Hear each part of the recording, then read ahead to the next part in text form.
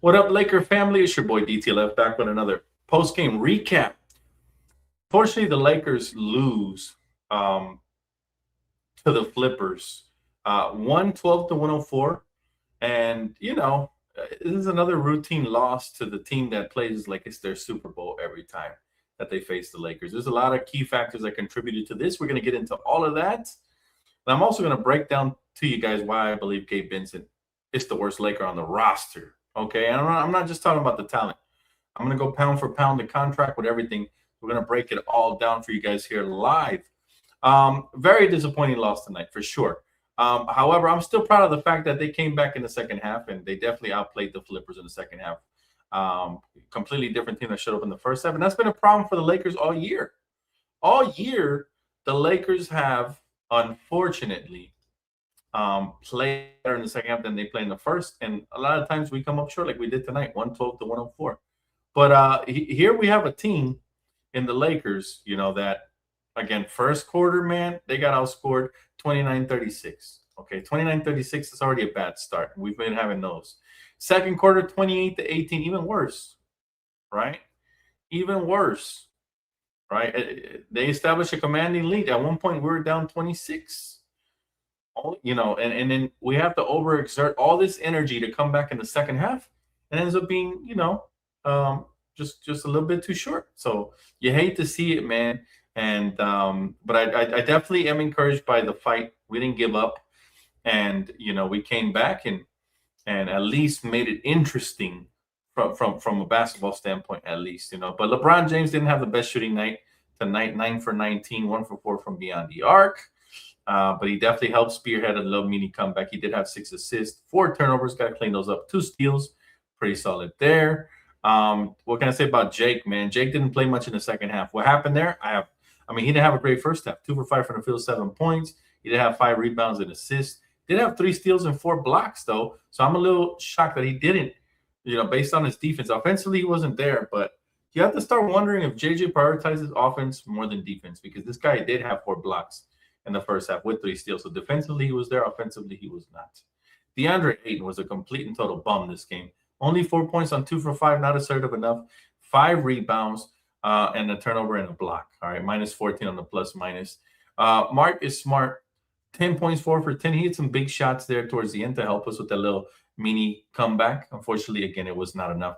Austin Reeves didn't have the best shooting. I'm sorry, Luka Doncic didn't have the best shooting night either. 11 for 27 from the field, 3 for 13. That 3-point percentage got to come up, okay? He's been shooting atrocious the last 10 games or so from beyond the arc. 7 for 10 from the free throw line, 11 rebounds, 8 assists, 3 steals, and only 1 turnover. So overall, he had an okay game by his standard. Rui, 12 points off the bench, but his defense continues to be impactful. Although at the end, again, they had some good defensive stands. Jared Vanderbilt was the heart and soul of this comeback with 7 points. He also had 4 steals and a block and 2 assists. He had the best plus minus of the night. And ironically, forgetting about the stats, just energy-wise, he was the best player on the court for us tonight. And then Drew Timmy only played 10 minutes. He put up a bagel tonight. He didn't really do much. Jackson Hayes, 17 minutes. He had 6 points. Gave some good energy here in certain minutes, but again, not enough. Gabe Vincent. We get to Gabe now. Okay, I was waiting to get on this guy. Been waiting all night to get on this guy because Gabe Vincent, what the heck does he do for this roster, man? You're talking about the mid-level exception. You're talking about the mid-level exception in Gabe Vincent, and he's just an embarrassment, y'all. He's just an absolute embarrassment. Definitely the worst player, man. Again, he's supposed to be the Lakers' backup guard. Always an underwhelming performance with him. Minimal impact in 15 minutes and 33 seconds on the court. Okay, we're talking about 3 points, 1 for 2 from the field. There's only one was an open 3 he hit. 1 rebound, 0 assists, 0 steals, 0 blocks. This guy's a big 0, y'all. He's a -8 on the plus minus, but the numbers don't tell the whole story. He should have been a -800 because when he came into the ball game, we were up 2 to start the first half. He checks in. Next thing you know, we're down double digits. It's that much of a negative impact. I'm sick of this guy, man. Cardio G strikes again. I'm sick and tired of this guy. I hope that they ship him off for a box of chocolates, okay? because you never know what you're going to get when you get a box of chocolates. But this guy, Gabe, we know exactly what we're going to get. A big 0 across the board. He only had 3 points, but he had 0 assists again, 0 steals, 0 blocks, a lot of zeros. That's what I see with him. He's a big 0. Mid-level exception, straight garbage, man. Straight freaking garbage. And again, a couple of players on here are dead weight. He's one of the main ones, in my opinion. He's the new D'Angelo Russell. And at least he doesn't have the bad attitude D'Lo has, but he damn sure has the lack of skill. And I don't know what we've been doing the last couple of years, getting these Kendrick Nunn, Gabe Vincent, D'Lo types, but it's not working out. Heck, even Malik Beasley came in here and stunk it up before going back to Milwaukee and other teams and having career three-point shooting years.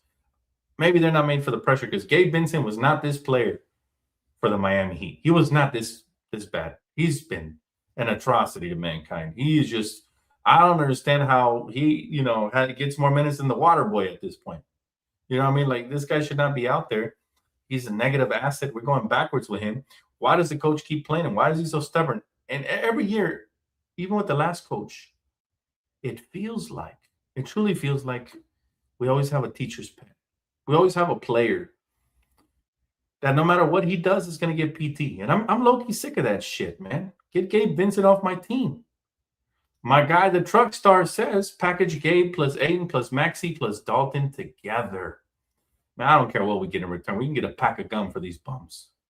Pack of gum for these bums, man. Aiden will probably play better in the future, so I'm not going to include him in the package unless you're getting a better big, somebody who fits him better.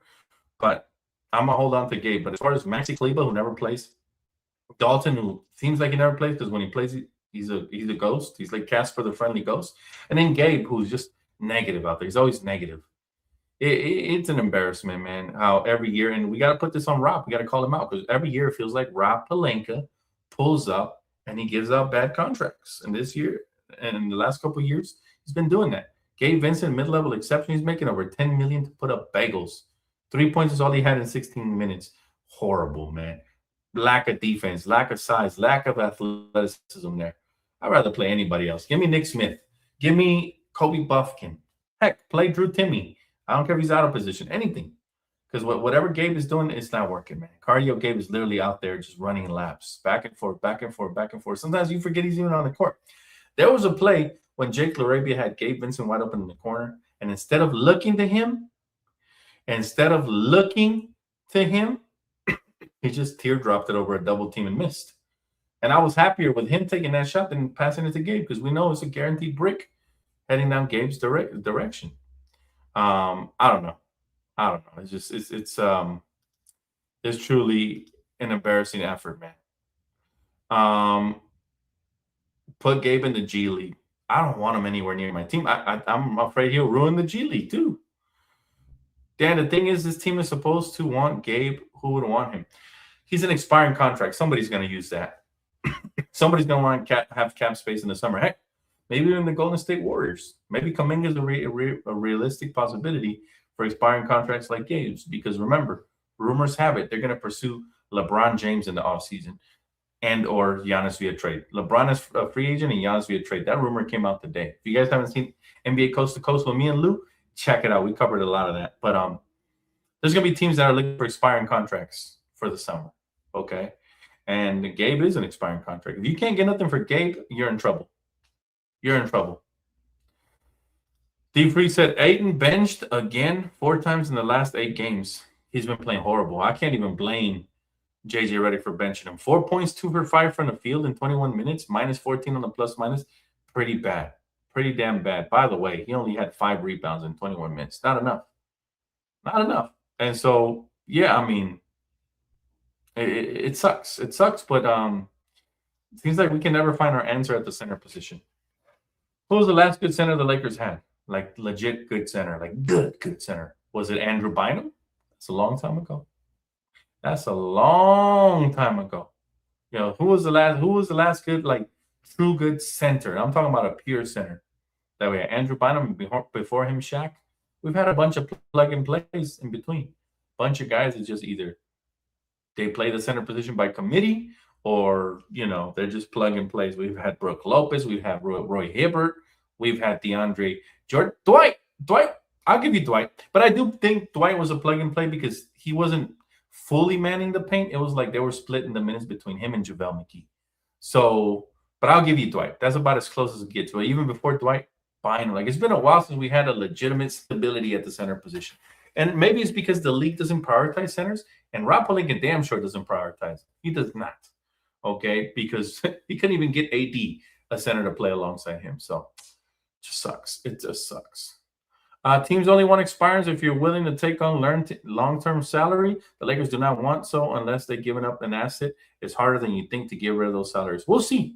They said the same thing about a couple of expirings we've had in the past, and we figured out ways to get them off. So let's see. Let's see if Rob can get creative. If not, again, his job might be on the line. We got a new ownership group, right? So let's see. But yeah, Dwight. Yeah, Dwight. He wasn't himself, but he was good. Yeah. Again, he's been another plug and play. I like Dwight, but would I trust him full time at the center? No. That's why we had JaVale to back him up, and they both kind of, some series JaVale was starting, some it was Dwight. Mostly it was Dwight during that finals run. So yeah, I'll give you guys Dwight for sure as an honorable mention. But I feel like some real stability, like Andrew Bynum, year after year after year, we haven't had that. Since then, it's been too long, man. Literally, 2010 was the last year we had a truly stable center. And it's been just way too long. Once we traded him, we got Dwight. Dwight sucked the first year he came around. Then he left to Houston, and it has been plug-and-play centers. And I like DeAndre Ayton at first, but he's gotten gradually worse. And so I don't know. Well, we have had a guy averaging career numbers at the center position past couple of years. Again, no comment, man. No comment. We haven't had that stability, no matter how we twist it. We can look at the numbers all we want, but it's been a while. Lopez was not good for us, truck star. I wish he was. It was not for us. He was better for Milwaukee and beyond. So yeah, better for Milwaukee and beyond. But again, it sucks because I thought we'd have some more stability with DeAndre Ayton, and he's really struggling. But again, back to tonight's game, man.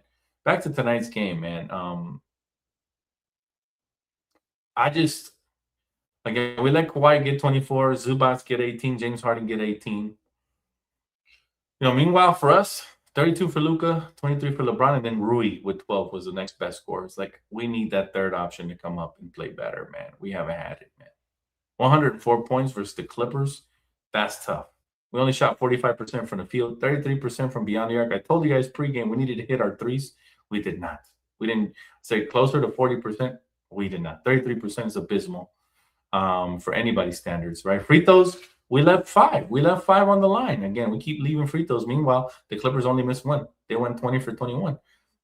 So huge difference, man. That really makes up ground right there. LeBron and Luka are horrible free throw shooters. Okay, and that continues to bite us.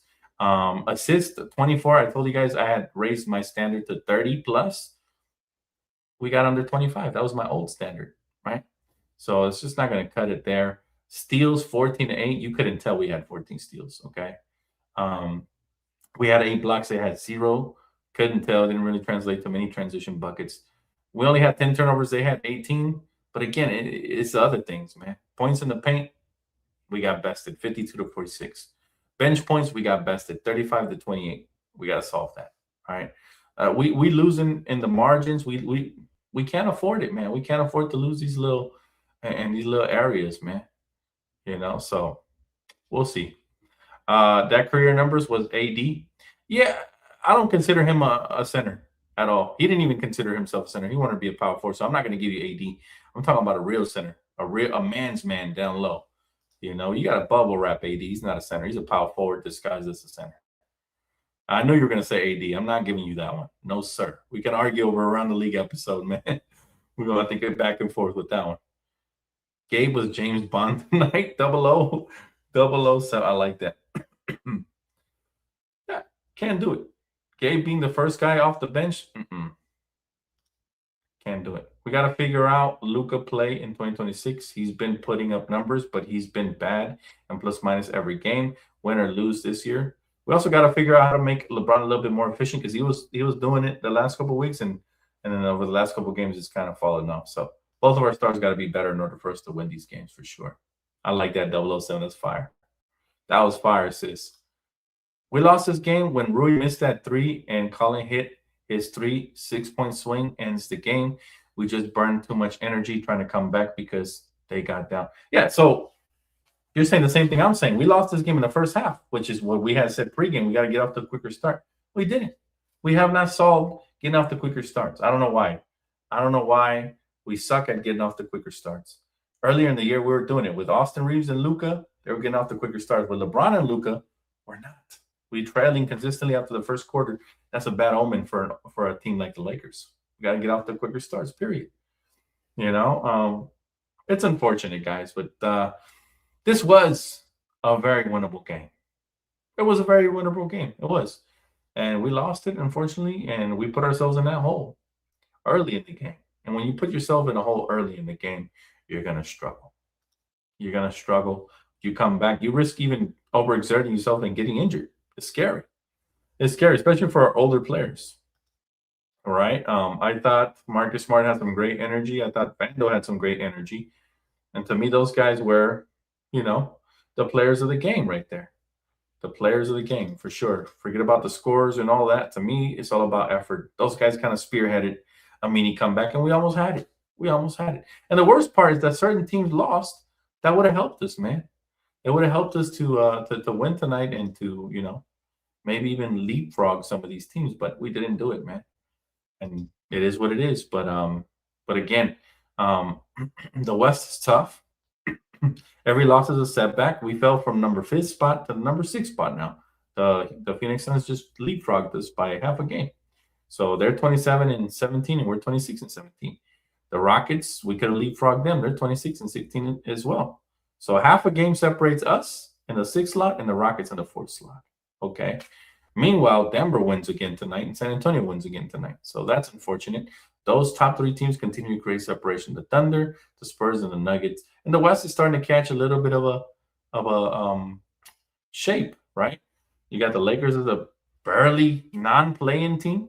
All right, by the way, the Minnesota Timberwolves are creeping up. Luckily, they lost tonight, right? Golden State lost tonight. That's good news, because we want to stay in the top 6. We don't want to drop from there. You don't want to be a playing team. But still, disappointing loss tonight, man.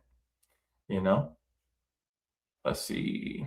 Read a couple more comments. My guy, D. Free says, the efficiency needs to be there from LeBron, but he's more capable as a defender, and that's why those lineups come back when they're in, which is what's tanking Luka's plus minus. Luka needs to continue to improve defensively for sure, but offensively, he's been our best player for sure. But yeah, he needs to improve defensively. Yep. He said the good news is if they lose when you lose. I mean, yeah, it is good news that they lost, but it would have been even better, if we had won. We could have for sure, made up some ground right there. See, my guy D Prince says Luka is becoming inefficient at times because he has to do too much and get tired early. It's on the other players as well, not just him. Not making excuses for him, but we need to consider this. That's a good point, D Prince. We need to consider everything. Okay. Again, when our 2 superstars combined for 60 plus, we do really good. Tonight they didn't. They were below that, and that's something I've noticed personally. And I've made this a major staple to my pre-games because I've noticed when they combine for 60 plus and they do it efficiently, everybody else eats, pretty well. The good news is that when Austin comes back, that combination now turns into like 80 plus. Now we're looking, it opens up things for other guys, wide open Rui shots, Ayton little, nice little post jump hooks and stuff like that, little mini jump shots. It opens up stuff for the rest of the team, believe it or not,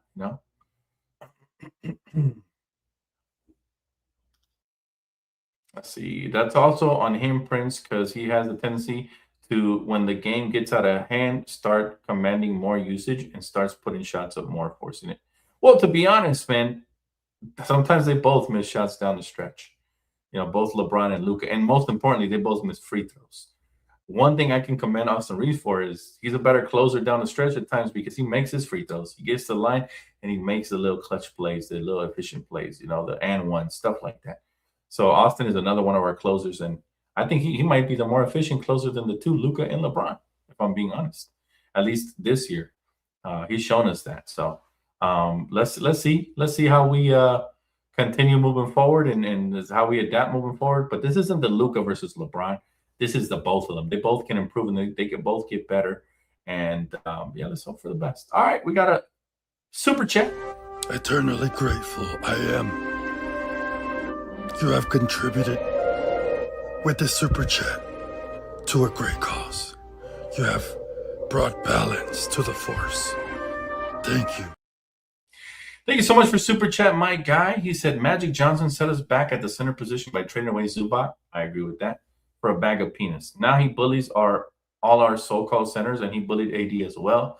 Need to address that position. I agree with that. I was mad when it happened. I still can't believe that we traded Zubac for Muscala. I will never understand why Magic Johnson did that.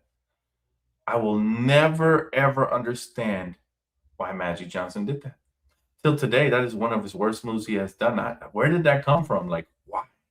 Why would you do that? That was such a gut move into the Clippers of all teams. You could have traded him to Detroit, anywhere else. Not to the Clippers, man.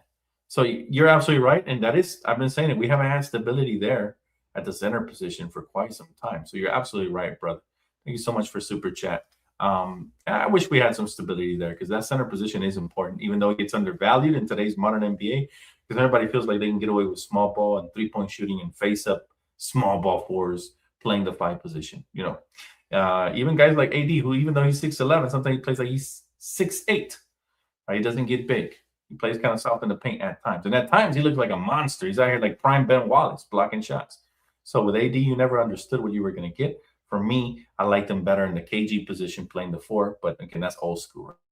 And nowadays, if you're over 6'10" or even 6'9", you can play the 5. You know, look at Bam. Right? So it is what it is, man. I agree, though. I would like to see somebody man that center position year in and year out. It would be nice. Like, I would love to have a Bam Adebayo. Or even though he's a tweener as well, like Bam, Jaren Jackson Jr. Yeah, sure. That'd be nice. But, and Jaren does not a great rebounder either. So there's not too many bigs that I can. If Joel was healthy, I'd love to have a Joel, that type of center. That'd be nice. That'd be really, really nice. But it's like that the NBA and especially the Lakers have gone away from that traditionally. And I've noticed they focus more on guards now. Look at the guys they called up from the G League. 2 out of the 3 were guards. They're not really going for the big men. We had Debo last year, and I actually liked him. He didn't even get in a roster spot for the playoffs, even though he was setting tough screens and doing some stuff for us. So, it's unfortunate, but that might be a Rob Pelinka thing. I don't know. Maybe Mark Walter will switch that up, and maybe we'll go and, even though he's not a traditional big either, well, maybe we'll go get a Nick Claxton, who's a name that has popped up in the trade rumors, right? There's going to be some stuff we can do before the trade deadline, hopefully. So let's see. Even old-ass Brook would have been good fit. We just need a legit 287-footer. I was hoping for Al Horford or Brook Lopez. Didn't happen. Again, I don't feel like we prioritized it. We did get Ayton, but again, Ayton started off the year really good and gradually, feels like he's falling off. I don't know why. Maybe when Austin gets back, he can get him a little more involved because I felt like Austin and him kind of had a good chemistry in the pick and roll. Like, that was nice to see. Sis says, Gabe is trending on X. Hopefully for all the wrong reasons. Hopefully, Laker fans, we have a voice. And when that voice gets loud, eventually you see players like Gabe get flipped, He needs to get flipped. He has been just such a negative piece for us. It's like, damn, I dread him being on the court. And again, I don't wish injury on nobody, but when he was injured, was probably some of the funnest basketball we saw when Austin was healthy as well. Unfortunately, right now he's healthy and he's a negative asset. He's a liability. So let's see what happens with Gabe Vincent. It'll be interesting. Let's see. D Prince says, that's good. Hopefully that wakes up JJ from whatever spell Gabe put on him and stop playing him. They don't, man. These coaches are stubborn as mules. They want to ride it to no avail. Darvin Ham had the same thing happen with Taurean Prince. And Taurean Prince wasn't even as bad as Gabe, but he was playing starter minutes. He much better off the bench. All right, and yeah, I don't know why they're so stubborn, man. Like every coach has his mule, and this is his mule. This is the guy. He loves to ride him, and he loves Gabe Vincent. I don't know if he sees himself in him or whatever as an underdog. I don't know. I don't know what it is, man. Let's see. Zoo getting 19 boards killed the team, bro. I hate watching Zoo play. He bullies us. He bullies us. He's a good player, but I hate the fact that he's on the Clippers, and the fact that we gave him away from Mike Muscala is unforgivable. Magic Johnson, you still have to answer for your crimes, my guy. That was one of the worst trades in recent Laker history. As far as giving up a lot of value for nothing. Muscala did nothing for us. He probably hit like a handful of threes in his short Lakers stint, probably like 5 in total the rest of the way. He was an atrocity. Yeah, we felt like we needed floor spacing. You didn't have to sacrifice one of your better young players. Remember how highly I used to speak of Zubats and Thomas Bryant? And like we failed, man. We failed with Zoo. We failed because the Laker fans could see just the potential. He was dripping and oozing with potential. And it just, again, sucks, man. We only have 1 second that we could trade. The Lakers should have attached it to Gabe in the offseason to get off that contract so they could have had more money and used the 15 spot plus Goodwin. I still am not happy we got rid of Goodwin. That's another one. That's another good player that was very solid last season. Yeah, he didn't have a great playoff, but neither did Gabe, and we kept him. We kept the wrong one, Gabe playing for ball handling, man. Let me tell you something, man. The only ball handling Gabe is doing is at Diddy parties, okay? Because he ain't a ball handler for the Lakers. He ain't done shit. He ain't set nobody up. He had 0 assists. So I don't want to hear that ball handling bullshit. I'd rather have Nick Smith Jr. or Kobe Buffkin out there. At least they can get themselves a bucket and maybe get a pass off or whatever. But nah. Yeah, like I said, Gabe Vincent is not out there for ball handling, man. Let's see. Funny thing about the numbers is if they say Gabe is a net neutral, why? The offense is much better when he's on the court, but they give it all up on defense. He's legit a neutral, no point. Man, I don't care what the numbers look like. Everybody with eyeballs can see that whenever Gabe comes out here on the floor, like I said, he's a ball handler at Diddy parties. That's the only place where he's handling balls because we were up 2 before Gabe got subbed in. He gets subbed in, we go down 10. The math is simple. We suck when Gabe is out there. We stink. All right, we go backwards. All right, so I don't care about the plus minus. Sometimes it does tell the story. Most times it does not. Okay, he's horrible. He's horrible. He just is. He's too undersized to defend anybody, really. You would have to have Earl Boykins or Nate Robinson out there for him to be able to have a good defensive game. Those guys are retired, unfortunately, right? So who is he out there designed to guard? Nobody. We're constantly playing 5-on-4. Then offensively, this dude, we'd be lucky if he hits 1 3 a game, right? 1 for whatever. It's not good. It's not good, and he needs to get out of there. Sick of it. Sick of it. Major AO, it's the truth, man. They say he's a ball handler. Where? I don't see him setting up nobody, man. He said and Bullock both turned into bricks with the Lakers. Just reminded me we also had Tyson Chandler that year. He was also old, but they were really good with him. Tyson at least gave us energy. He's from Compton. Shout out to Tyson Chandler. We knew he was going to come out here and put on for the city. He was maybe a year too old, but he gave us some good energy, man. He had some nice blocks. I remember he had a game-winning block one time. He caught a couple of lobs. He did some things for us. At least he gave us effort. And Laker fans will always appreciate effort. Historically, we loved the Rooney Turiafs, who weren't the most skilled, but they always gave us effort. We even loved the DJ Bangas.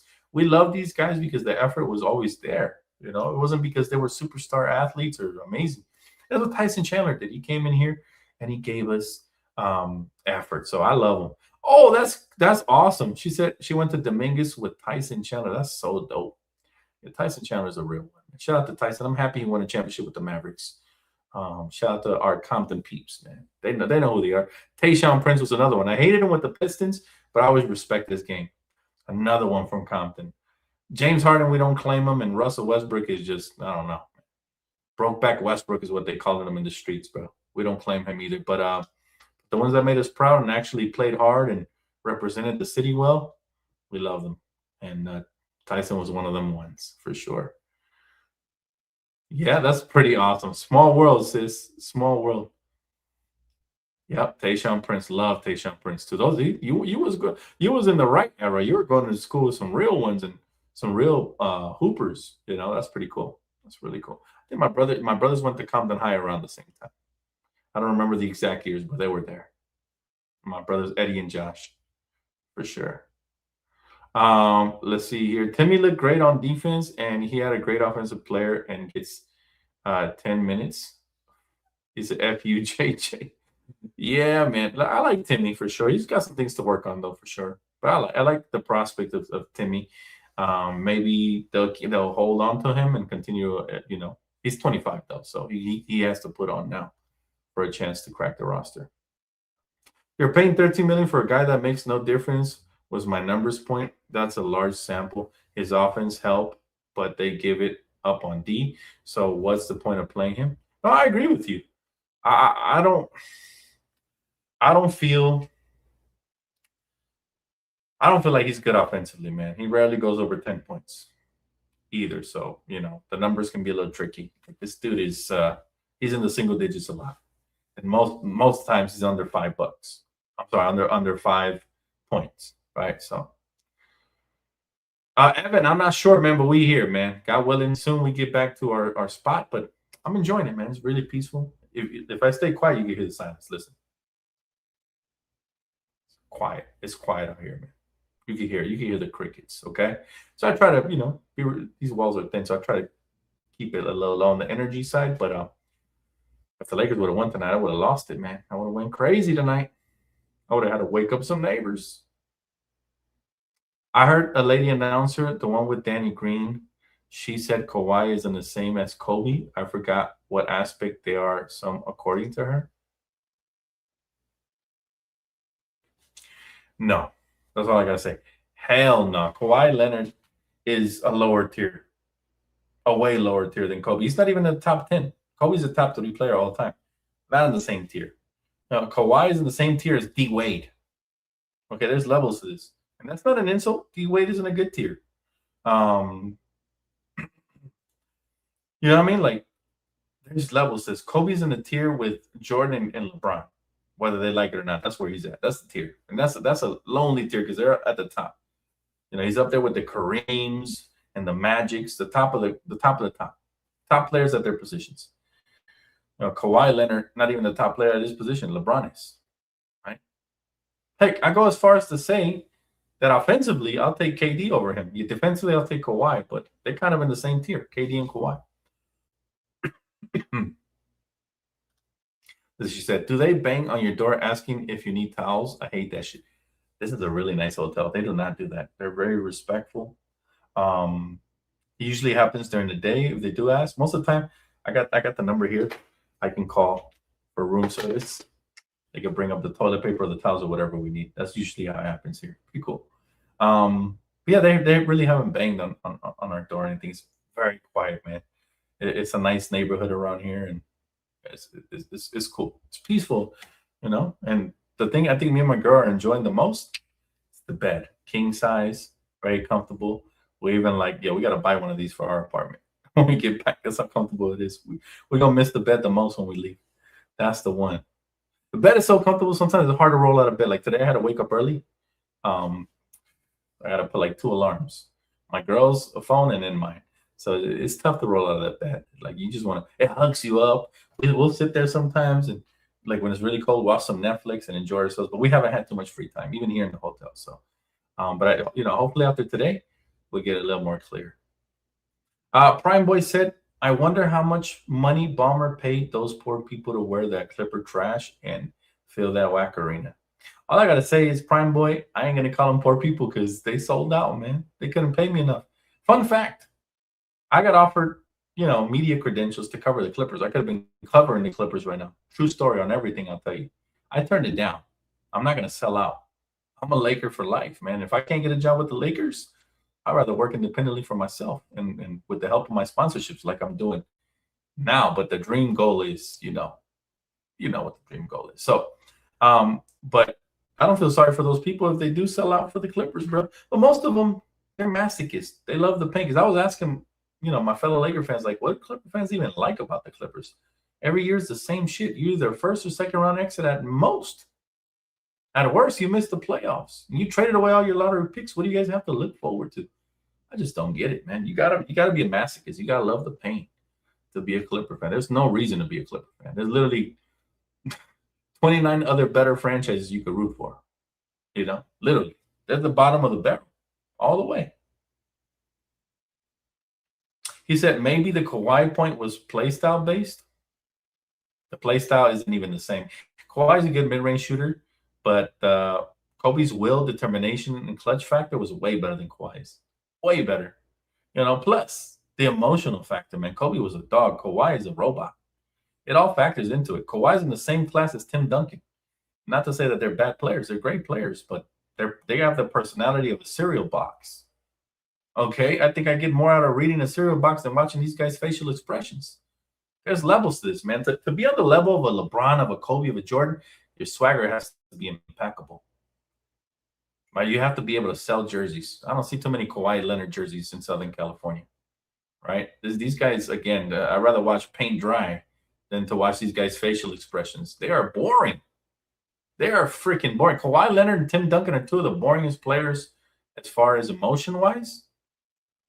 They're up there with Jokic. So don't ever disrespect Kobe Bryant like that. I'm not talking about you, D-Free. I know you don't. But the people that compare Kawhi to Kobe, they must have forgot about Dre, man, because Kobe was different, man. His swagger, he used to walk with a swagger second to none. I ain't never seen Kawhi score 81. You know what I'm saying? Plus, there's levels, man. How many championships Kawhi got? 3? 2 with the Spurs and 1 with the Raptors? Kobe had 5. 5 championships. And with the same team, he didn't have to be a mercenary and go anywhere to get them championships. There's levels to it. I still put Kobe over everybody because of that. And because he created a true art form and a play style that is unmatched. Fun, athletic, creative, unstoppable, and he obsessed over the game. Okay? Kawhi Leonard, if he clips his toenails wrong, he's missing a month. Please, don't ever compare my GOAT to that robot. Okay? And respectfully, because Kawhi is a Hall of Famer, but 2 rings? Okay. See? Even worse. Again, there's levels to it. I put Kawhi in the Kevin Durant category. That's where he's at. With D Wade in them. Kobe, LeBron, Jordan, Magic, Kareem, in whatever order you want to put them. Different stratosphere. It's a different, we can argue about it all day, but there's levels to this. They're the tier 1s. Kawhi is a tier 2 or tier 3 player. He's down there with Curry. He's down there with KD. All them guys. That's they ain't touching Kobe with a 10-foot pole. Just people want to forget. They're recency bias. Exactly. Prime Boy knows. Exactly. He doesn't have near the heart or the work ethic to get the load management. Yeah. You're talking about somebody who didn't miss even if they fractured and dislocated their finger. Talking about somebody who played a whole game because he had hurt his shoulder with the left hand. Kawhi could never, man. Kawhi could never, ever. So it's different, man. It is what it is. Regardless, guys, again, the Lakers have a lot of room for improvement. Luckily, Austin Reeves is on the way back, so that's one plus. Trade deadline is on its way here, February 5th. Watch out for the date. I got you guys covered from end to end. I still got to make trade machine videos. I will, I promise. I know I said this week, but something came up. Like I said, stuff came up in my life, and I had to deal with it. It's dealt with. So now I got you guys, right? It's coming. And then, let's see. Let's see what happens. Let's see what happens moving forward. Final comment I'll read. My guy said, Jokic is emotional as fuck. Laugh my ass off. That's how I know you're trolling me. Emotional? Maybe for his horses. Maybe for his horses, but I don't know if you saw the finals or not.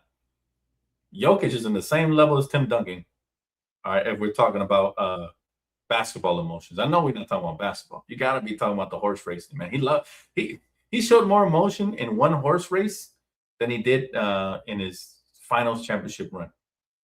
Come on, man. Let's not forget. Ain't nobody trolling you, D-Free. You like that man a little too much, man.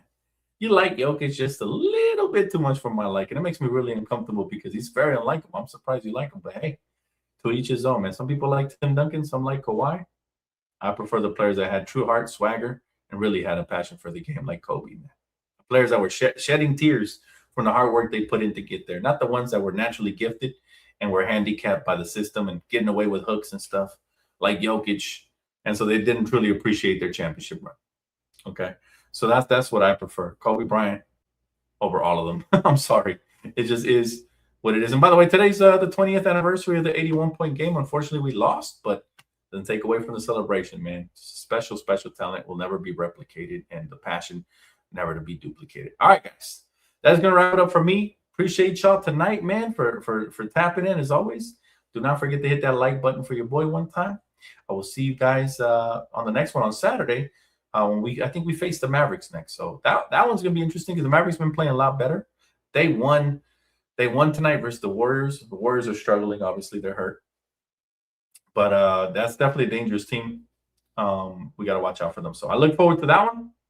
And, of course, on Sunday, man, I will be live on Primetime TV. Thank you so much, Kimiko. Right on time, posting the link for the Rams game as well. Okay, so make sure you guys tap in there. If you already haven't subscribed over there, make sure you guys click the link or go to the main channel, scroll down, and you can find Primetime TV under there. All right, guys. Major shout out to my sponsorship, guys. Prize Picks, promo code DTLF. Gets you guys 50 in play credit with your first 5 deposit and play. Same thing, different result for Underdog. All right, promo code DTLF gets you guys 75 with your first 5 deposit and play. All right, enjoy the rest of your night, guys. That's going to wrap it up for me. I'll see you guys on the next one. All right, peace.